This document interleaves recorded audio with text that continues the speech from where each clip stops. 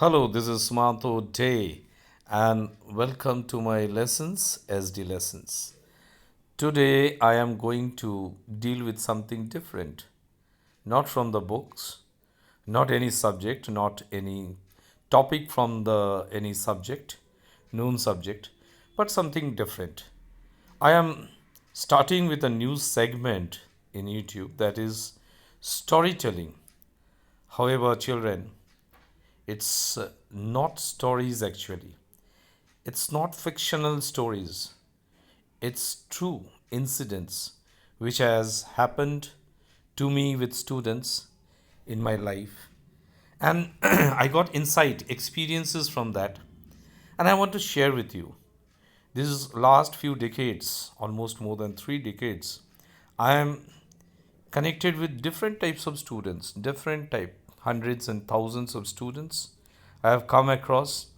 I'm trying to recall some of the very beautiful incidents.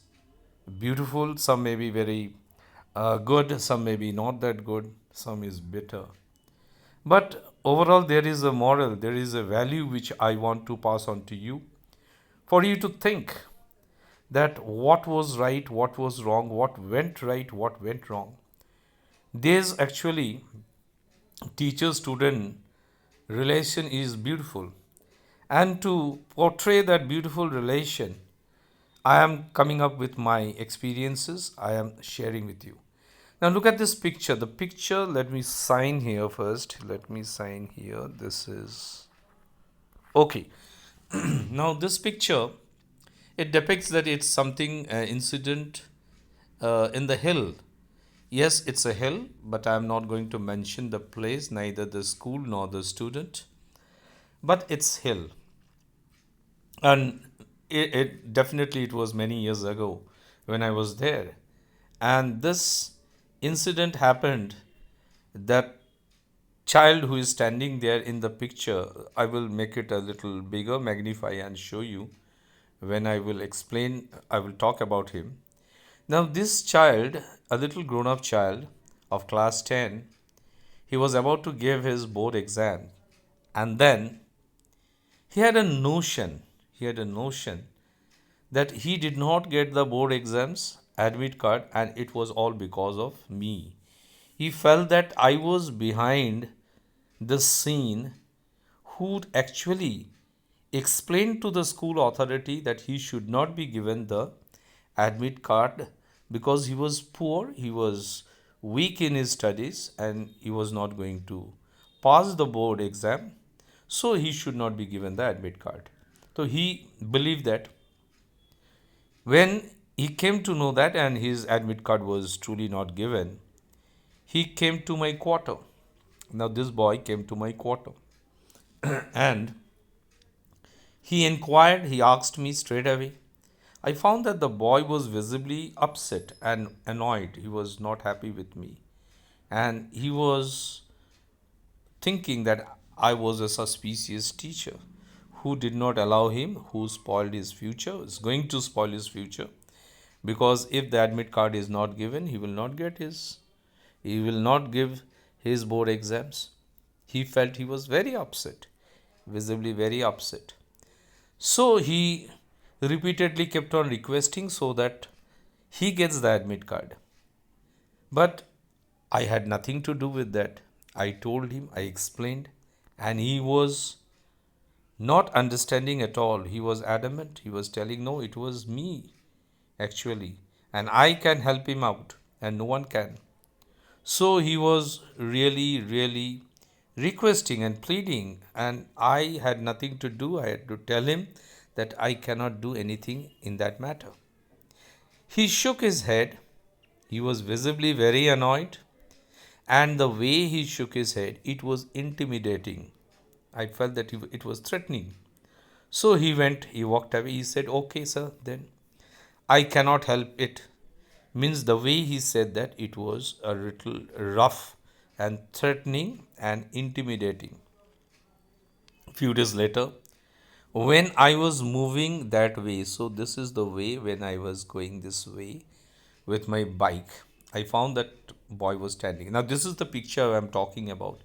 He was standing there and his hand was inside his pocket, and the gesture was not a pleasant gesture, and it was threatening gesture, it was intimidating gesture.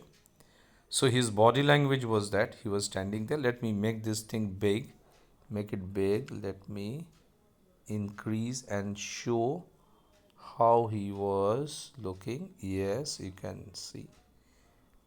Yeah, now. So look at his face. Look the way he was staring at me when I was riding towards him. And look the way his hand was kept inside his pocket and the posture he was standing. So I thought maybe if he has something heavy, anything inside his pocket, a stone or something, and if he pelts at me while I was riding, then it will be dangerous for me. I may fall from the bike. So I was a bit scared to say.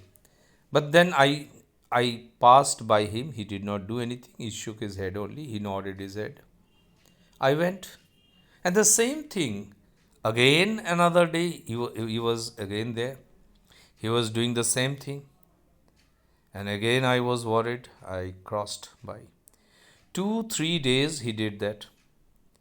Then I left the village. I went to the and settled in the town. It was a village area.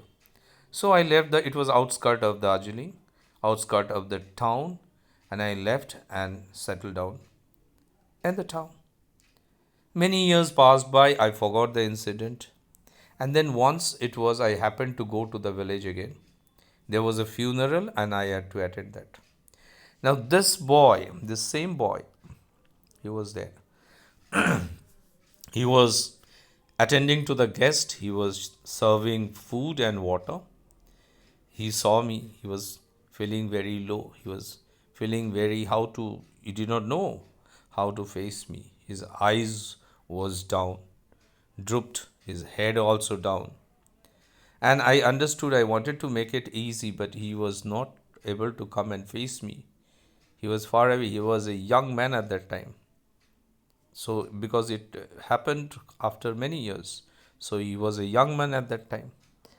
I wanted to talk to him, but he was not coming to me. Finally, he appeared with a plate of food and water and with his head bowed, and he offered me. Then he touched my feet and without looking at me, he said, he wanted to say something, but he couldn't say. I understood his feelings, what was the emotions going inside him many years ago when he did something wrong. And he did not know how to answer it. He did not know how to react to it. So he was trying to hold my hand, he was trying to touch me, he was trying to uh, offer me so many things. Means time and again he kept on requesting me what I wanted, and I understood that he wanted to tell with his gesture that he was really sorry. He was really sorry and he was feeling low with his gesture. I understood. I made the situation light. I said what he was doing. I wanted to know. I inquired what he was doing then. In fact, I was also a little bit guilty that he must not feel that his life has been spoiled, it's all because of me. But when I came to know that he has joined the Indian Army as a soldier, I was glad. I was happy. I congratulated him. And I told him, it's so nice that I am talking to a honorable Indian soldier, to an army man, to a smart army man. He gave a smile. The smile had so much of meaning in it, so much of meaning, and that I am not going to forget. Now, at the end, children, those who are listening to me, I want to say one thing, that no child is actually wrong or bad. No child whatsoever.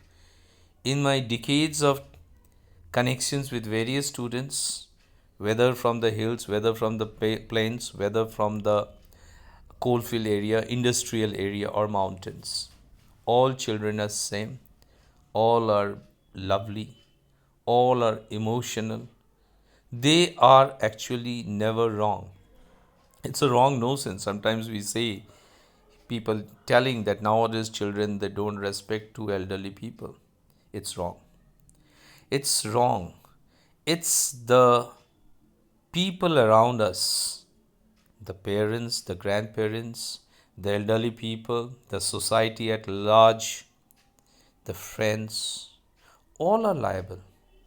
The way we talk to children, the way we attend to children, the way we speak to them,